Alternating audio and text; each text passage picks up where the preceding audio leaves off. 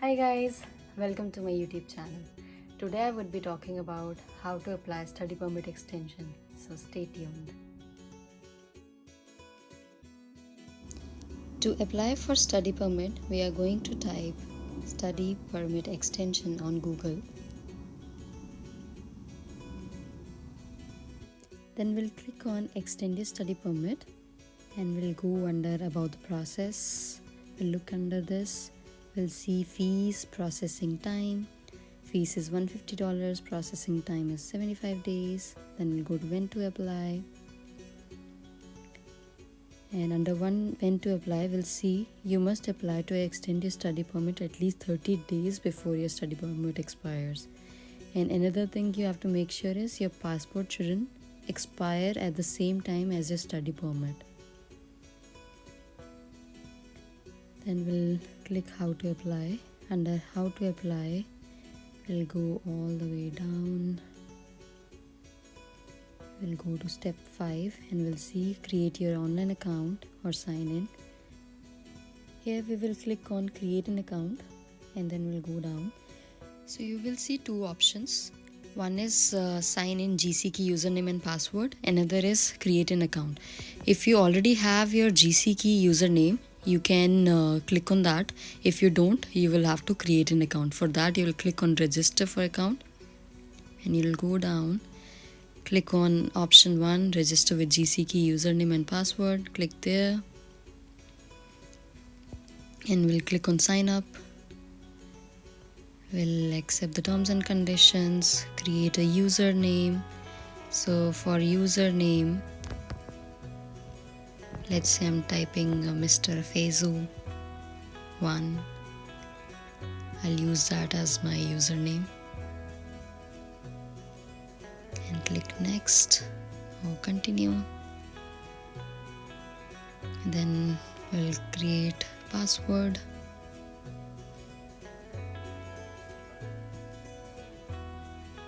Confirm your password.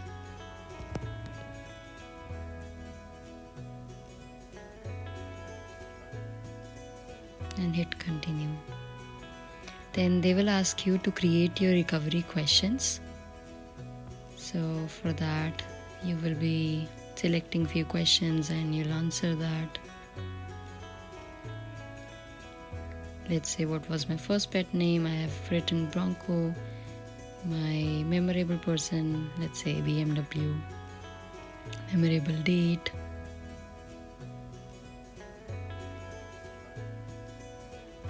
And then continue. Then we'll go down. They are asking for optional account recovery, so we'll put some email address.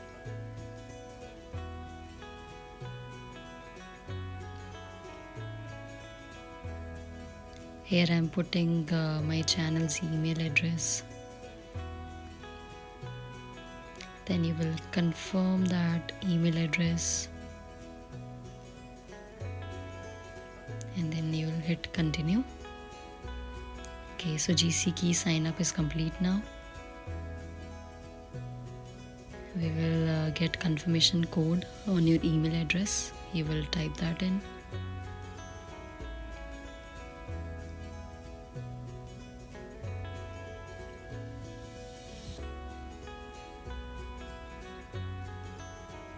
Once that is done, you can click continue.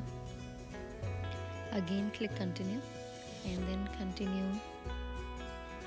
And then here we'll have to choose any one of the method to get the registration complete. So I'll click on use email address, then accept the terms and condition, and here I will register my email address. Your registration will not be complete unless you do this process, so you will have to put your email address to complete your registration. So I'll put that. And then click continue. So here I will put my one-time password. So let's wait for it.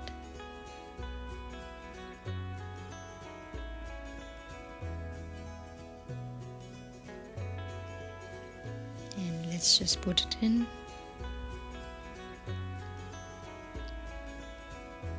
Once I'll finish that, I'll click on continue.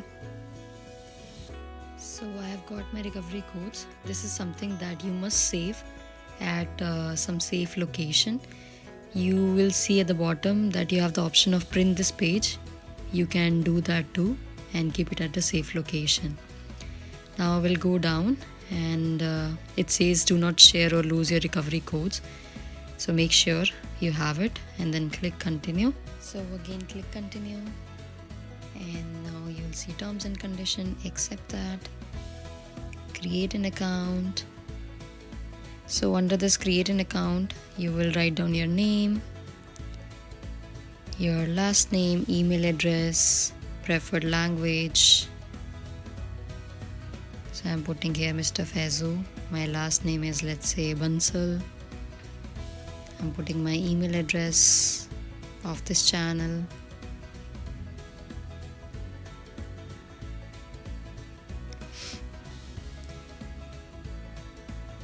So then I will select my preferred language, which is English, and then continue. So here you will create 4 security questions. That is something you will be needing whenever you will access your account. They will always ask you one of the security questions and you will have to answer it. So let's start filling the security questions. My first question, as you can see, is my first pet. Let's say I've answered Bronco. My second security question I've kept is memorable person, and then BMW is the answer. Third question is memorable date.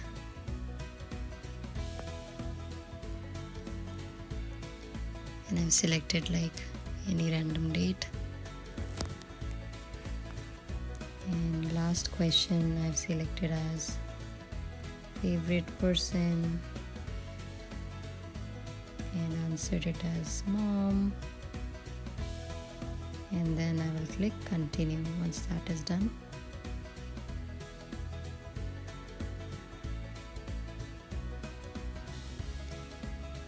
So here you will see an error has occurred. This error has occurred because when you look at my first security question, the characters that I've used is less than 10. So for every question, you will have to use at least 10 characters. So I will change my first pet to favorite pet so that I can complete that requirement of 10 characters.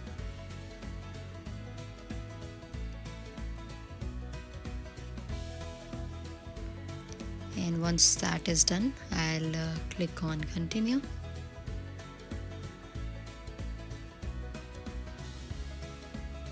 So this is how I've created my account. Now I will go down and under that you'll see start an application. I'll click on apply to come to Canada. Now you will see personal checklist. Under that they are asking about personal reference code. If you have it, you can fill it. If you don't have it, you'll just go down. Under this I do not have a personal reference code, and here you will click on visitor visa, study permit or and work permit to determine your eligibility.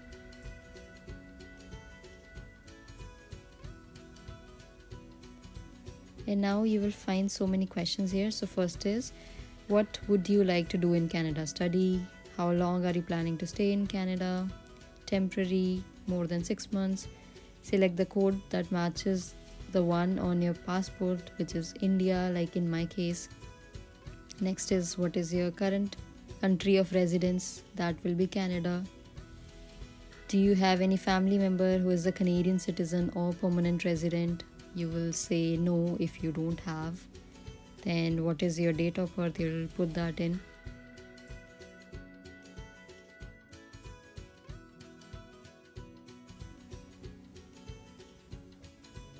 So in next question they are asking you, are you a lawful permanent resident of United States? You'll say no if you're not.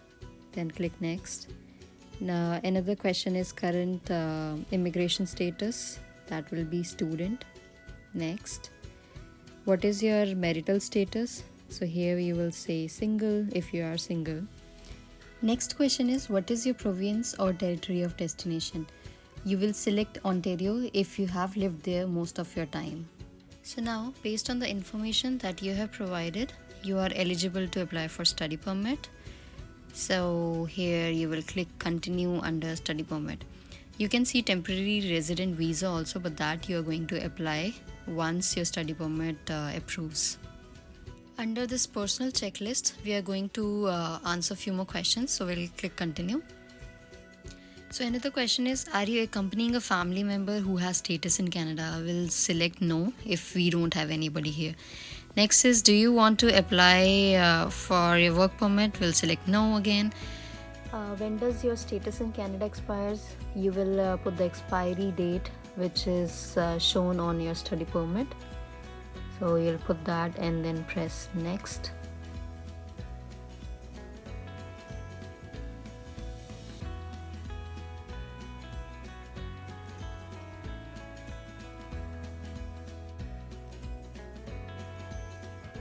Next question is, have you had a medical exam performed by an IRCC authorized panel physician within the last 12 months? If the answer is no, then click no. If it is yes, then click yes, and then we'll click on next. So here we will see if we need medical exam to submit with our application. So here we have two criterias. If we fall in any one of the criteria, we have to get our medical done. So first criteria is, we want to stay in Canada for more than 6 months and have lived in one or more designated countries for more than 6 months in the past year. Another category is, if we want to work in clinics or we are a medical student in Canada. In that case also we'll have to get the medical done.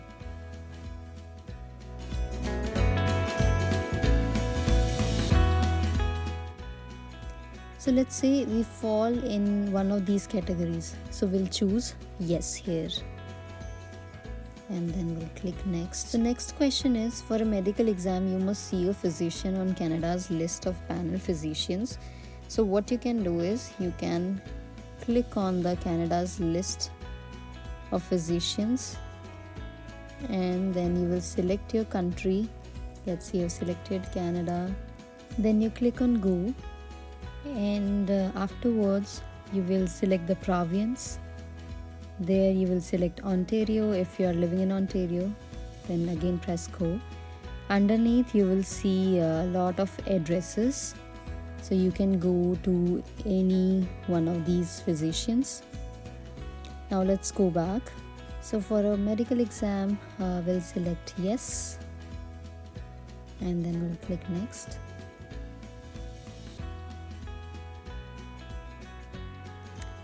Here you can see, do you want to submit an application for a family member? We'll select no if we don't want to. Next, are you giving someone access for your application? I'll select no because I'm filling this for myself. Next is, in the past 10 years, have you given any fingerprints? We'll select yes because while coming to Canada, we always give biometrics. Next is, there are fees associated with the application. Yes, I will be paying my fees. Next, are you able to make a digital copy? Yes. Next. Will you be paying your application fees online? You will say yes. Next.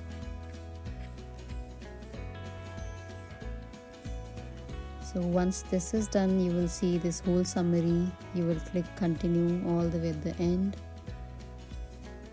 And again, you will click continue.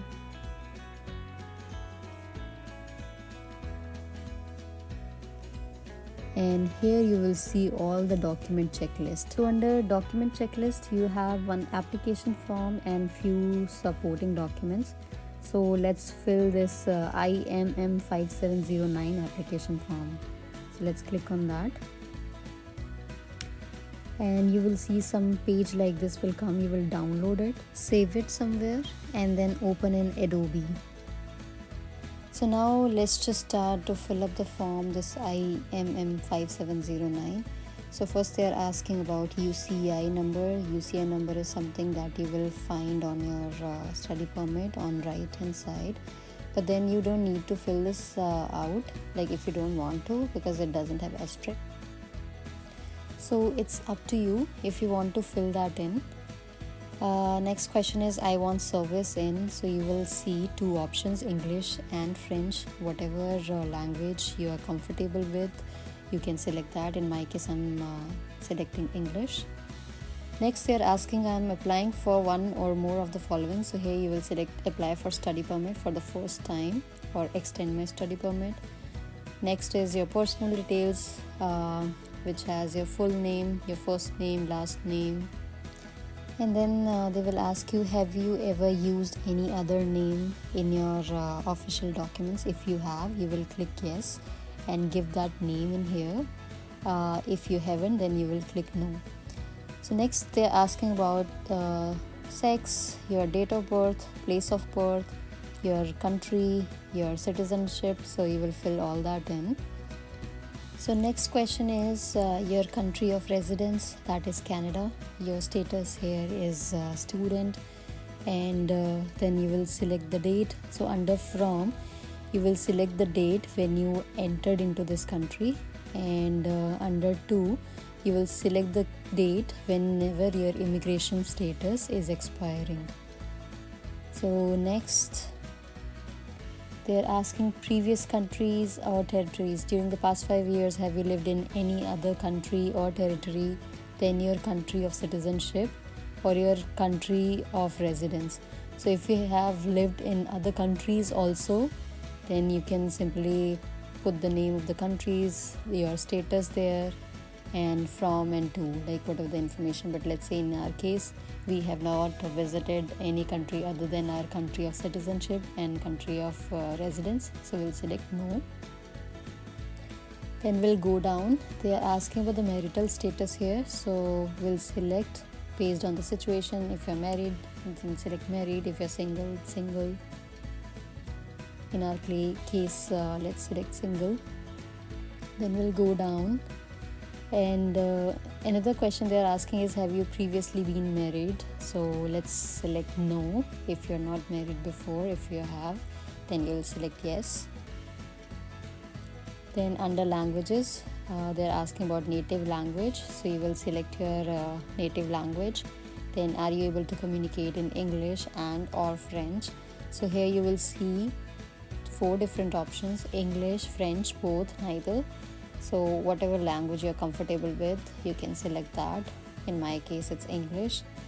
Have you taken a test? So that test is IELTS test. So every time we come on study permit, we'll have to take IELTS test. So we'll select yes here. The next they're talking about is passport number. The country who issued it, issue date and expiry date, all this information you will get on your passport, so you can fill that in from there. Next, they're asking about national identity document. Under this, you can again fill the information that you have provided for your passport. So under document number, you can put your passport number, and country who issued it again will be the country same as that you have on your passport. Issue date and expiry date will again be same as your passport issue date and expiry date. After that, they're asking about the US PR card. Are you a permanent resident of United States? So in our case, we are not, so we'll select no. Next, they're asking about your contact information, which will be your mailing address and your residential address. If both of your mailing address and residential address are same, then under residential column you will select yes. Then you will give your telephone number, you will select cellular. If you're giving cell phone number, and then you will provide that number. You will select Canada and US because you are staying in Canada, so you will have this number. And then you will provide your email address. Next, they're asking coming into Canada. So here they are asking date and place of your original entry to Canada. So on what date you entered into Canada and at what place, you will fill that in. And what was your purpose of coming to Canada? That was study. So you will put study in there. And then they will ask you about the educational institution where you are thinking of studying. after you get your study permit extension. So that name of school, the level of study you're going to do there, the field of study, and then the complete address of the school. So you will put that in. And designated learning institution, this you can simply get it on Google. You will simply write down designated learning institution. You will see designated learning institution list. You will click on that link and that's it. There you can find out your designated learning institution number. So once that is done, then you will fill in your duration of expected study.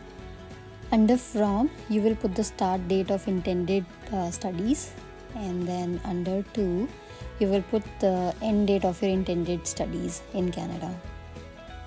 So next is the cost of your studies. So under tuition, you can put like whatever is the tuition amount, you can put that. Most probably it is going to be 10,000, but I'm keeping it 20,000. Let's say if you're going to university or something like that. But yeah, whatever is your tuition fees, you'll put that in here. Next is room and board. If you want to put some amount there also, you can do that too, but it's not necessary, because if you look at the asterisk sign, that is not there, so you don't need to put that money in there. Another question is funds available for my stay. So I am putting here $10,000. The more you will put, the more better it will be for your file. But if it is if you have 4,000 also, that is also fine. Next, my expenses in Canada will be paid by in most cases it will be myself. But let's say if your parents are paying for it, or maybe let's say if you have sister here or brother here, then you can you can click on other also, and under other you can just show sister or brother. So here let's say I'm keeping myself. In addition to study permit, are you also applying for a work permit? If you are applying for a co-op work permit, you can select yes. If you're not, then select no. Then next is education. Under education, you have a question: have you had any post-secondary education? Post-secondary education includes your university, college education. So if you have that, then you can click on yes, and you will provide details of your highest level of education underneath. Next is employment. Under employment, you will give details of your past employment for at least 10 years. So next, once you finish that, then we'll have background information. So here the question is, within the past 2 years, have you or a family member ever had tuberculosis? If it is no, then click no. If it is yes, click yes. Do you have any physical or mental disorder? Click no. If there is no mental disorder, if yes, then click yes. Next is, have you ever remained beyond the validity of your status, attended school without authorization? Again, no. Or based on your situation, like whatever the situation is, based on that you can answer these questions. Have you ever been refused a visa or permit? That is again depends on your situation, so I'm selecting no. Have you previously applied to enter or remain in Canada? Yes, because I had applied for study permit to come to Canada, so I will click on yes, and then underneath I'll give the reason also, like I have applied for study permit which is expiring on whatever date is.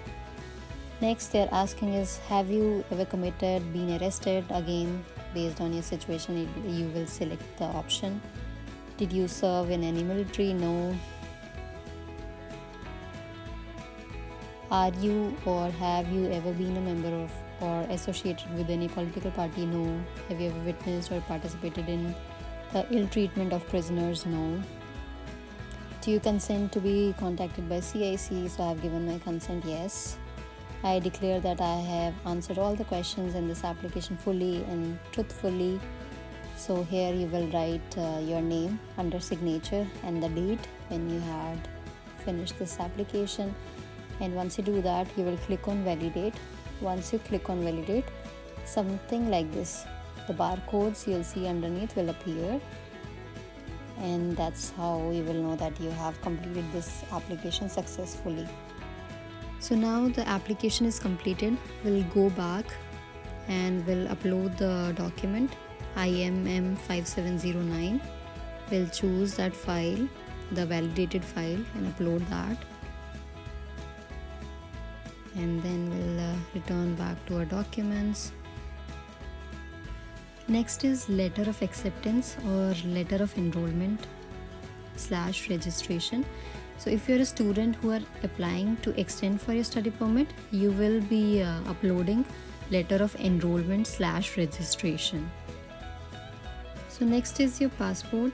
For passport, you will make one copy of all the pages that shows your date, birth date, country of origin, all the stamps, visas, name, date of birth, document number, everything. So you will have to make one document and then you will upload the document. Next is proof of means of financial support. Under that, you will be uploading your bank statement, your pay stubs if you are working, employment letter. So again, you will make one PDF of all of these documents and upload it. So next document is proof of offering medical exam. So we'll require to give a medical exam, but let's say if we couldn't get a medical exam done before the deadline to submit the application, what we can do is we can submit the proof of appointment, that we have scheduled an appointment for the medical exam. But if we got it done, then we will get a medical report form from the panel of physicians, and you can upload that document in there.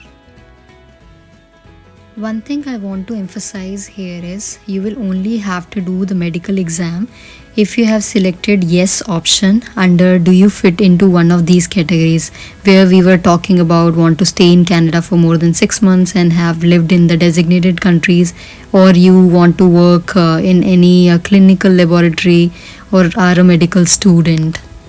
Once medical exam is uploaded, we'll go to digital photo. We'll see all the specifications that we have required, and based on that we'll upload our photo, and that's it. Then you will be paying your $150 fees and you will submit your application.